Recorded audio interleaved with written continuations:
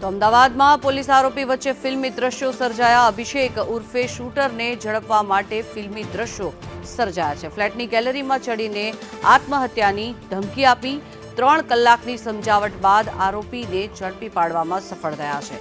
શિવમ આવાસ યોજનામાં crime branch બની હતી ત્યારે અભિષેક હથિયાર અને ફાયરિંગના ગુનાનો આરોપી છે, જેને ઝડપવા માટે પોલીસ દ્વારા આ ફિલ્મી દ્રશ્યો સર્જવામાં આવ્યા છે। ત્યારે શિવમ આવાસ યોજનામાં ક્રાઇમ બ્રાન્ચ ગઈ હતી। વધુ માહિતી મેળવીએ। જિગ્નેશ પટેલ જોડાયા છે આપણી સાથે સંવાદદાતા। જિગ્નેશ, શું છે વિગત? આ ફિલ્મી દ્રશ્યો સર્જાયા હતા અને આરોપી આત્મહત્યાની ધમકી આપી હતી।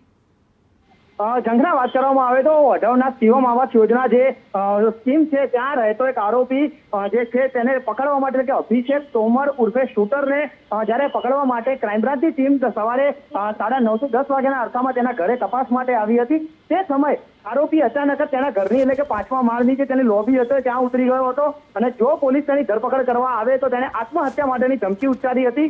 ત્યારબાદ 10:30 વાગ્યાથી જે ફાયર વિભાગ તથા એમ્બ્યુલન્સ સહિતની જે અલગ અલગ ટીમો છે તે ટીમો આવી ગઈ હતી અને તેમને જ્યારે આવી અને અંદાજિત 2 કલાક જેટલો જે ડ્રામા છે તે ચાલ્યો હતો અને તે ડ્રામાની અંદર 2 કલાક બાદ પોલીસને સફળતા મળી છે અને પોલીસે જે શિવમ આવાસ યોજનામાં રહેવાથી જે આરોપી છે તેને પકડી લીધો છે। અત્યારે ક્રાઇમ બ્રાન્ચની ટીમ તેને હેમખેમ ક્રાઇમ બ્રાન્ચ ખાતે લઈ રવાના થઈ ચૂકી છે।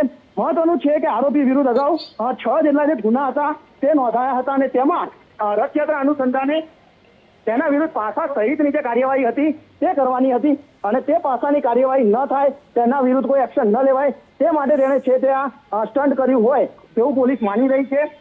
અને આરોપીની ટેવ જોઈએ તો અગાઉ પણ તે આ રીતે સંખ્યાબંધ વખતે પોલીસના હાથેથી ભાગવા માટે આ પ્રકારના સ્ટન્ટ છે તે કરી ચૂક્યો છે। અત્યારે હાલ જે આ દ્રશ્યો સર્જાયા છે અને જે રીતે આરોપીએ પોતે આપઘાત કરી લેવાની ધમકી આપી હતી, ત્યારબાદ પોલીસે શું અત્યારે કાર્યવાહી હાથ ધરી છે? સંઘના જેને કાર્યવાહી અને જ્યારે ધમકી આપી પોલીસને કે તે આત્મહત્યા કરી લેશે, ત્યારબાદ પોલીસ અને ફાયર વિભાગની ટીમો 7મા માળેથી લઈ અને નીચે બીજા માળ સુધીના જે તમામ જે ફ્લોર હતા તેની બાલ્કનીમાં ગોઠવાઈ ગયા હતા। તમામ જગ્યાએથી જો આરોપી કદાચ પડતું મૂકે તો તેને પકડી લેવા સાથે જ જો તેને સહી સલામત ઉતરવાની જરૂર પડે તો ફાયર વિભાગના જવાનો રસ્તા અને નેટ સાથે તેને ઝડપી લેવા માટે પહોંચી ગયા હતા। પરંતુ તેના પરિવારજનોની લાંબી સમજાવટ બાદ આરોપી છે તે જાતે જ સરેન્ડર કર્યું છે અને તેને સરેન્ડર કરતા પહેલા એક ચિઠ્ઠી લખી હતી, જે ચિઠ્ઠી તેને તેના કોઈ મિત્રને આપી છે અને તે ચિઠ્ઠીમાં તેને શું લખ્યું છે તેના ઉપર પોલીસ નજર રાખી રહી છે। તેના પર પહેલા પણ અનેક ગુનાઓ દાખલ કરવામાં આવ્યા હતા આ આરોપીની ઉપર, તેની કોઈ માહિતી મળી છે કે કેમ? આરોપી વિરુદ્ધ જો જોવા જઈએ તો અત્યાર સુધીમાં 6 જેટલા પોલીસ ચોપડે નોંધાયા છે, જેમાં હથિયાર વડે હુમલો કરવો, કોઈ વ્યક્તિને ઈજા પહોંચાડવી, મારામારી કરવી સહિતના જે ગંભીર ગુનાઓ છે તે તેના વિરુદ્ધ નોંધાયા હતા। અને તે નોંધાયેલા ગુનાઓમાં જ્યારે પોલીસ તેની ધરપકડ કરવા જ્યારે આવતી ત્યારે તે આ પ્રકારના સ્ટન્ટ કરતો હોવાની પણ કબૂલાત પોલીસ સમક્ષ થઈ છે। એટલે કે પોલીસની જે કાર્યવાહી છે તેમાં કેવી રીતે ઊભી બાધા રાખવી, પોલીસ તેની ધરપકડ ન કરે તે માટે શું પગલાં લેવા તે કોઈ વકીલની સલાહ અથવા તો આરોપી અગાઉ પણ 6 જેટલા ગુનામાં સંડોવાયેલ હોવાથી તે કાયદાકીય રીતે વાકેફ હતો અને દર વખતે આ રીતે તે પોતાની જાતને ઈજા પહોંચાડવી, નુકસાન પહોંચાડવું વગેરે ધમકી આપી અને પોલીસની ધરપકડ ટાળતો હતો।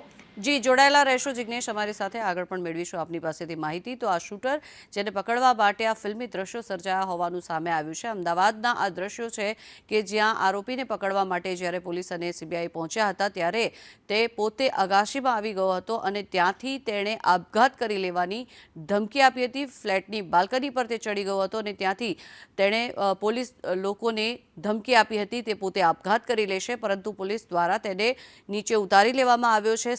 સમજાવટ સાથે તેને નીચે ઉતારવામાં આવ્યો છે જેથી તેની જાન ન જાય, પરંતુ તેને 3 કલાકના ડ્રામાને અંતે આખરે ઝડપી પાડવામાં આવ્યો છે। તેની સામે કાયદેસરની કાર્યવાહી હાથ ધરવામાં આવશે। જો કે આ પહેલા પણ એની પર અનેક ગંભીર ગુનાઓ દાખલ કરવામાં આવ્યા છે। આ રીઢો ગુનેગાર હોય તે પ્રકારના દ્રશ્યો સામે આવી રહ્યા છે, કારણ કે આ પહેલા પણ અનેકો વખત પોલીસે જ્યારે એને પકડવાની તજવીજ હાથ ધરી છે ત્યારે પોલીસને બચવા માટે એણે અનેક આવા નુસ્ખાઓ અપનાવ્યા છે। ત્યારે ફરી એક વખત આવી જ એક ઘટના સામે આવી છે કે જેમાં આરોપીએ ફ્લેટની ગેલેરીમાં ચડીને આત્મહત્યાની ધમકી આપી છે। આરોપી અભિષેક હથિયાર અને ફાયરિંગના ગુનામાં સંડોવાયેલ છે।